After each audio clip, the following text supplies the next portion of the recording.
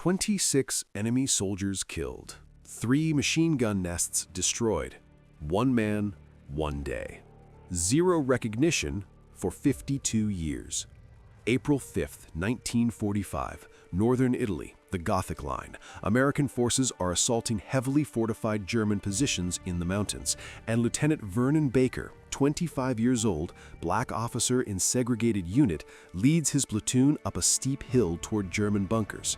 And when his company commander is killed by the first machine gun nest, when his fellow officers are pinned down by German fire, when the attack is falling apart around him, Vernon moves forward alone, crawls to within 10 yards of German machine gun position, throws grenades, kills the crew, destroys the first nest, then moves to the second, then the third, and by the end of the day he's personally killed 26 German soldiers, destroyed 3 machine gun positions, 2 observation posts, and a dugout, and led the 7 surviving men from his company to safety through German lines. His commanding officer recommends him for the Medal of Honor, the highest military decoration in the United States, and the recommendation goes up through channels, through division, through corps, through army, and somewhere in that process, someone looks at Lieutenant Vernon Baker's service record, sees the classification Negro, and decides that a black soldier cannot receive the Medal of Honor, not in 1945, not in the United States Army. So instead, they give him the Distinguished Service Cross, second highest award, and they tell him it's very prestigious, and Vernon accepts it because what choice does he have? And for the next 52 years, he lives with the knowledge that he did everything right, killed the enemy, completed the mission, led his men home, and still wasn't good enough because of the color of his skin. January 1997, 52 years later, President Bill Clinton calls Vernon Baker to the White House and finally presents him with the Medal of Honor he earned in 1945, making Vernon the only living black World War II soldier to receive the medal, because the other 6 black soldiers who were also denied Medals of Honor due to racism, they're all dead. They never lived to see justice, but Vernon did. Vernon survived to be 90 years old and see his country admit it was wrong, admit that racism denied him recognition, admit that he deserved the Medal of Honor from the beginning. This is the story of the soldier who fought 2 wars simultaneously, one against Nazi Germany and one against American racism. The officer who led from the front when his fellow officers wouldn't follow. The warrior who did everything the army asked and more, but still wasn't considered good enough for 52 years, proving that sometimes the hardest enemy to defeat isn't the one shooting at you, but the one denying your humanity. Subscribe for impossible courage. Let's begin. Vernon Joseph Baker, born December 17, 1919 in Cheyenne, Wyoming, wasn't supposed to be a soldier. He was supposed to be dead, because his childhood is a litany of loss that would break most people. His father dies when Vernon is 4 years old, his mother dies when he's 8, and he's sent to live with his grandparents. And his grandfather becomes the most important person in his life, teaches him to hunt, to fish, to survive in Wyoming wilderness, to be self-reliant and proud. And when other kids mock Vernon for being black in nearly all white Wyoming, his grandfather tells him, "You're as good as anybody. Don't let anyone tell you different." And that lesson stays with Vernon his entire life. But his grandfather dies when Vernon is 13, another devastating loss, and Vernon is sent to live with his older sister and her husband in Iowa. And Vernon's brother-in-law is a railroad porter, one of the few jobs available to black men in 1930s America. And he tells Vernon, "You can be a porter like me, or you can work in the fields. Those are your options." And Vernon looks at this future, porter or field worker, and he thinks there has to be something more. There has to be a way out of poverty and limited options. And in 1938, when he's 18 years old, he tries to join the Civilian Conservation Corps, the CCC, one of Roosevelt's New Deal programs that employs young men in conservation work. The CCC interviewer looks at Vernon's application, looks at Vernon, and says, "We don't take colored boys." And this is Vernon's first adult encounter with institutional racism, the system telling him explicitly that he's not wanted. And Vernon leaves angry and humiliated, and this rejection burns in him, makes him determined to prove himself, to show that he's as good as any white man. And when World War II begins in Europe in 1939, Vernon follows the news, watches as America starts mobilizing, preparing for eventual entry into the war, and he decides that if war comes, he's going to enlist, he's going to serve, he's going to prove his worth. June 19th, 41. 6 months before Pearl Harbor, Vernon Baker enlists in the United States Army at Fort Warren, Wyoming, and he's assigned to the Quartermaster Corps, which is where the Army puts most black soldiers. Support roles, loading supplies, driving trucks, non-combat positions, because the Army in 1941 is completely segregated. Black soldiers serve in separate units from white soldiers, commanded mostly by white officers, and black soldiers are not allowed in combat roles because the Army officially believes that black men are not intelligent enough or brave enough for combat.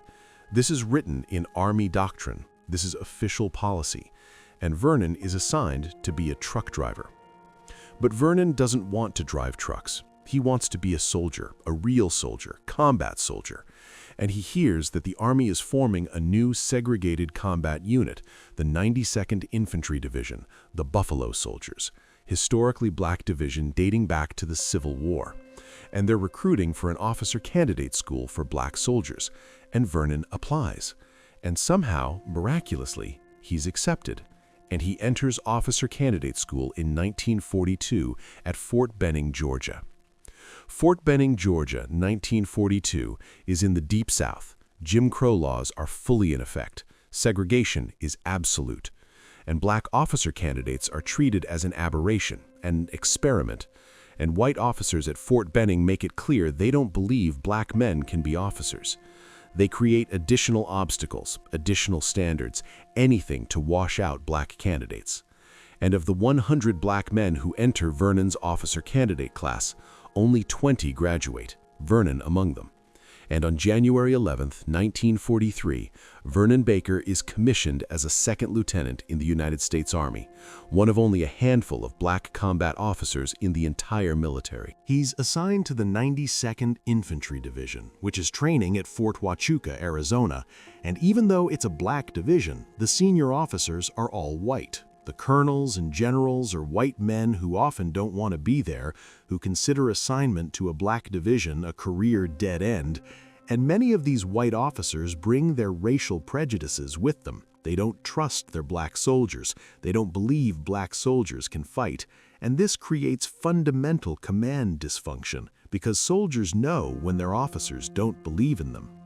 But Vernon is determined to be the best officer possible. He trains his men hard, he studies tactics and leadership, he earns the respect of his platoon, and when the 92nd Infantry Division deploys to Italy in 1944, Vernon is ready to prove himself, ready to prove that black soldiers can fight as well as white soldiers, ready to show America that his grandfather was right. He's as good as anybody. July 1944, the 92nd Infantry Division arrives in Italy and enters combat in the Italian campaign. And Italy in 1944 is brutal fighting, mountainous terrain favoring defenders. German forces dug into defensive positions along the Gothic Line, a series of fortifications cutting across northern Italy.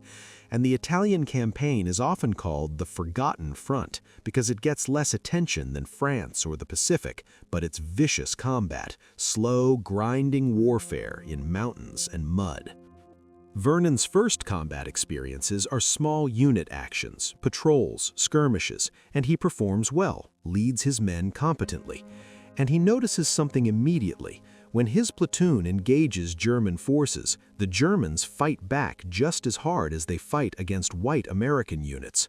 The Germans don't care what color the soldiers attacking them are. They shoot at Vernon's men with the same intensity they shoot at white soldiers. And this reveals the absurdity of American racial policy. The enemy doesn't distinguish based on race, but the American Army does.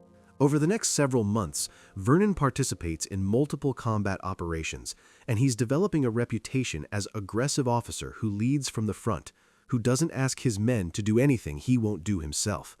and his men respect him because he's competent and brave and fair. And Vernon is proving to himself and others that black officers can lead in combat. But he's also experiencing the persistent racism of the segregated army, where black soldiers are given the worst equipment, the oldest weapons, where white officers blame failures on black soldiers being inferior rather than examining their own leadership.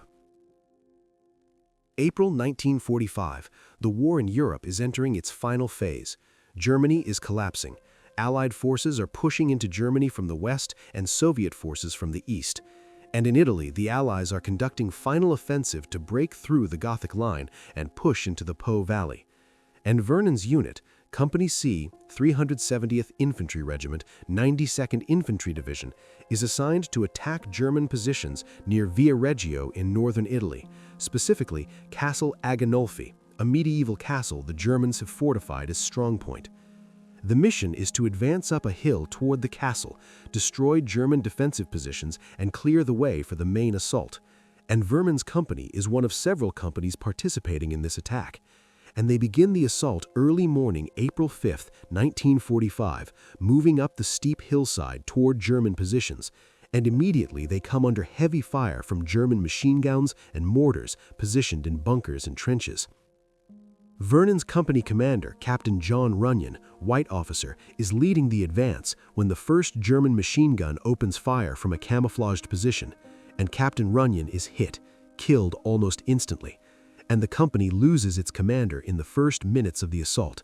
And the other officers, the white lieutenants, they hesitate. They're not sure what to do. The plan was for Captain Runyon to lead, and now he's dead, and the attack is falling apart. Vernon sees the confusion, sees his fellow officers frozen, and he makes decisions that will define his military career. He decides to take charge, even though he's not the senior officer, even though, as black officer, he knows his authority will be questioned. He starts moving forward alone toward the German machine gun position that killed Captain Runyon, and he's carrying grenades and his M1 carbine, and he crawls through the brush, getting closer to the German position. And the Germans are firing at the American positions, but they don't see Vernon crawling toward them. Vernon gets to within 10 yards of the German machine gun nest, close enough to see the German soldiers operating the gun, and he pulls the pin on a grenade, throws it. The grenade lands in the German position, explodes, kills the German crew, and the machine gun goes silent. And Vernon has destroyed his first German position of the day. But he's not done. There are more machine gun nests up the hill, more German positions blocking the advance. Vernon moves to the second machine gun position, same tactic, crawling close under cover, grenade thrown, position destroyed, German soldiers killed. And then he moves to the third position, and by now the other American officers are watching Vernon work, watching this black lieutenant single-handedly destroy German defensive positions that were stopping the entire company. And Vernon destroys the third machine gun nest, and now the route up the hill is partially clear. But there are more German positions. The Germans have observation posts allowing them to direct fire on American forces, and Vernon identifies 2 observation posts that need to be destroyed. And he assaults the first one, kills the German observers with rifle fire and grenades, destroys the position, then moves to the second observation post. Same result, position destroyed, Germans killed. And Vernon is methodically dismantling the German defensive network through individual combat. There's also a German dugout, a fortified position where German soldiers are taking cover and firing on American forces, and Vernon approaches it. The Germans inside are shooting at American positions. Vernon gets close enough to throw grenades into the dugout entrance. The grenades explode inside, and the German firing from that position stops. And Vernon has now destroyed 3 machine gun nests, 2 observation posts, and 1 dugout, and killed 26 German soldiers. And it's still the same day, April 5, 1945. But the American attack is still failing. Despite Vernon's individual heroics, the company has taken heavy casualties. Most of the officers are dead or wounded, the men are scattered and disorganized, and German reinforcements are counterattacking, and Vernon realizes the position is untenable. They need to withdraw or they'll be overrun, and he gathers the surviving American soldiers. 7 men out of the entire company are still combat effective, and Vernon leads these 7 men back through German lines to American positions, moving at night, avoiding German patrols, and all 7 men survive the withdrawal because Vernon navigates them safely through enemy territory. When they reach American lines, Vernon reports what happened, reports the casualties, reports the destroyed German positions, and his commanding officer, battalion commander, is impressed, writes up a recommendation for Medal of Honor. The citation describes Vernon's actions in detail: the destroyed positions, the 26 Germans killed, the leadership under fire, the successful withdrawal, and the recommendation goes up through channels from battalion to regiment to division to corps. And somewhere in that chain of command, someone, we don't know exactly who, looks at Vernon Baker's service record, sees that he's black, and decides that a black soldier cannot receive the Medal of Honor. And the official Army Review Board downgrades the recommendation to Distinguished Service Cross, which is second highest award but not the Medal of Honor. And they present Vernon with the Distinguished Service Cross in a ceremony, and they tell him it's a great honor. And Vernon accepts it because what else can he do? He's a second lieutenant, he has no power to challenge the decision, but he knows he did Medal of Honor worthy actions, and he knows the real reason he didn't get the Medal of Honor. The war in Europe ends May 8, 1945. Germany surrenders, and Vernon continues serving in the army after the war. He makes the military his career, serves in the Korean War, serves during the Cold War, eventually retires in 1968 as a captain after 27 years of service. And during all those years, he never talks much about what happened in April 1945. He never publicly complains about being denied the Medal of Honor. He just carries the knowledge quietly, the knowledge that he wasn't good enough in 1945 because he was black. After retirement, Vernon lives quietly in Idaho, works various jobs, remarries after his first wife dies, and he doesn't seek attention, doesn't tell his story to journalists or historians. He just lives his life. And most people who know him don't know about his World War II service, don't know that he killed 26 Germans in one day, don't know that he was recommended for Medal of Honor and denied. But in the 1990s, something changes. The United States Army commissions a study to examine whether racial discrimination affected Medal of Honor awards during World War II. And this study is prompted by growing recognition that the Army's racial policies were unjust. And researchers go through World War II records looking for cases where black soldiers were recommended for Medal of Honor but didn't receive it. And they find multiple cases. They find recommendations that were downgraded. They find evidence of systematic racial discrimination in the award process. They find Vernon Baker's case. They find the original Medal of Honor recommendation from April 1945. They find the documentation of his actions, the destroyed German positions, the 26 enemy killed, the leadership under fire. And they find that he received Distinguished Service Cross instead. And they compare his actions to white soldiers who received Medals of Honor for similar or less impressive actions. And the racial discrimination is obvious, undeniable. The Army study identifies 7 black World War II soldiers who should have received Medals of Honor but were denied due to racism. Vernon Baker is one of them, and the others are all dead. Vernon at this point is 76 years old, and he's the only one still alive, and the Army decides to correct this injustice. They decide to award the Medals of Honor posthumously to the 6 dead soldiers and award Vernon his Medal of Honor while he's still alive to receive it. January 13, 1997, 52 years after April 5, 1945, Vernon Baker stands in the White House and President Bill Clinton places the Medal of Honor around his neck. And Clinton says the words that should have been said in 1945, says that Vernon's actions were extraordinarily brave, that he deserved this recognition, that America is sorry it took so long. And Vernon, at 77 years old, finally receives the recognition he earned when he was 25. In his acceptance speech, Vernon is gracious, doesn't express anger or bitterness. He says he's accepting the medal on behalf of all black soldiers who served in World War II, all the men who fought for a country that didn't fully accept them, all the soldiers who faced racism at home while fighting tyranny abroad. And Vernon becomes a symbol, becomes the living representative of an entire generation of black veterans who were denied recognition. After the Medal of Honor ceremony, Vernon becomes more public, gives speeches, talks to schools and military groups, writes an autobiography called Lasting Valor, and he uses his platform to educate people about the black soldiers of World War II, the segregated units, the racism they faced, the courage they displayed.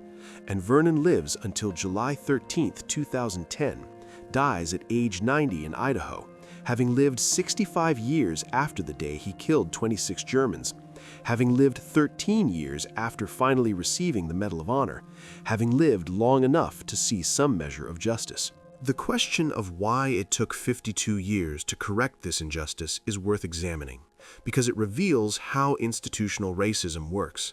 It's not just individual prejudice, it's systems and procedures that perpetuate discrimination.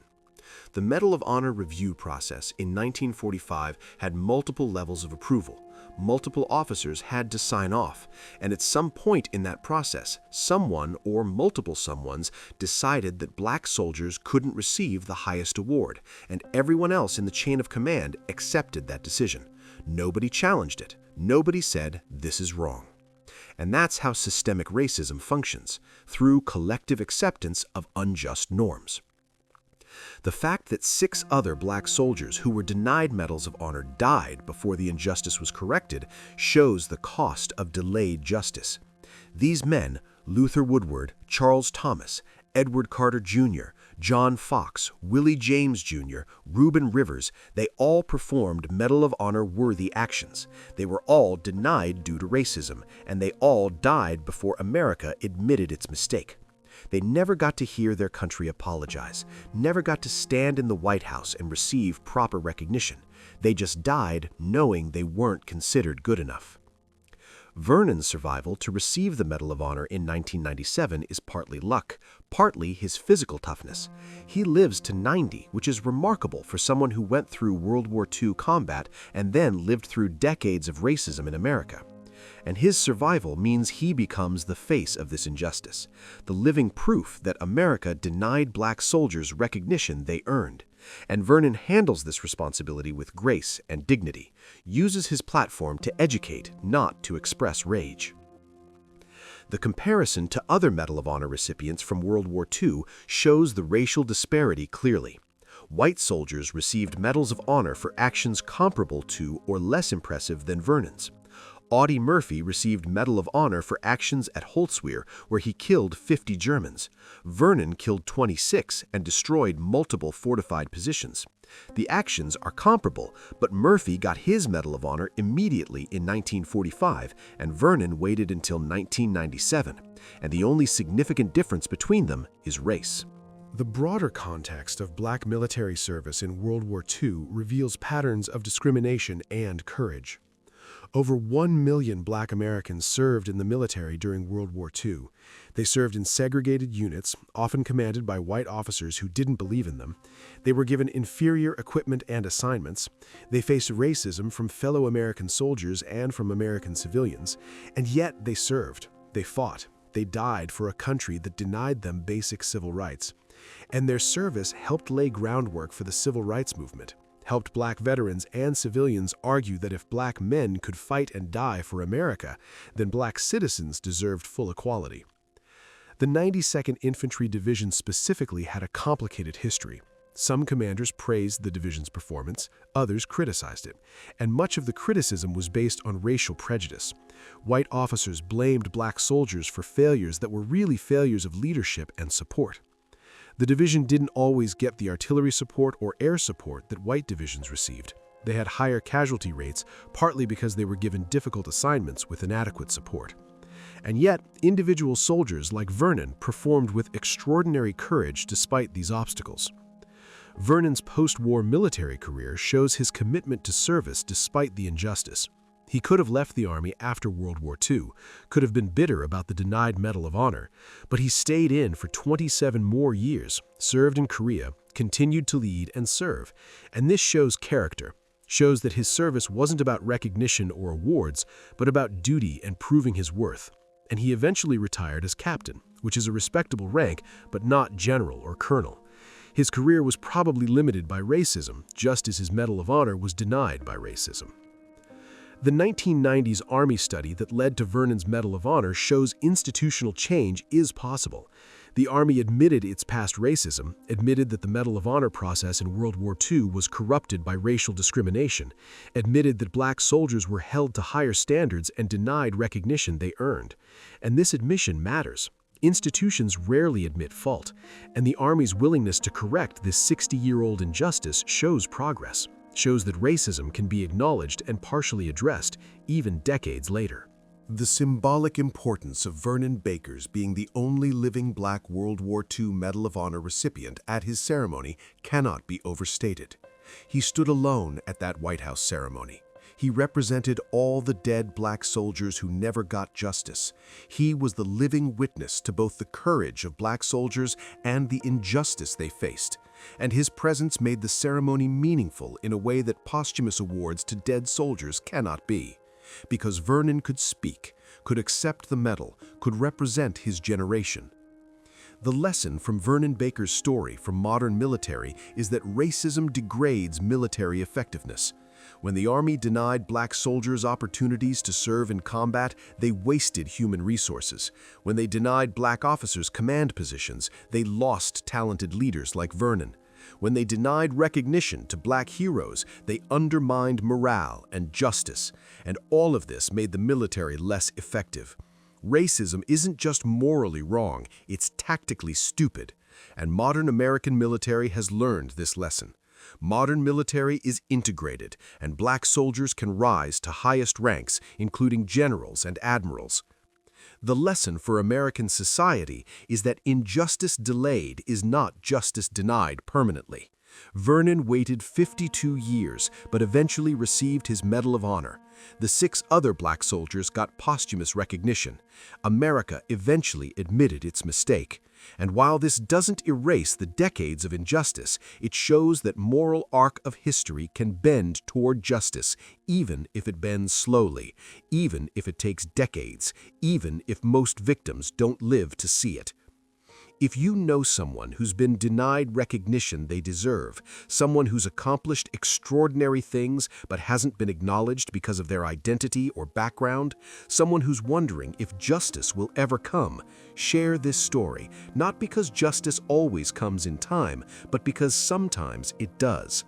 Sometimes institutions admit fault. Sometimes heroes get recognized even decades later.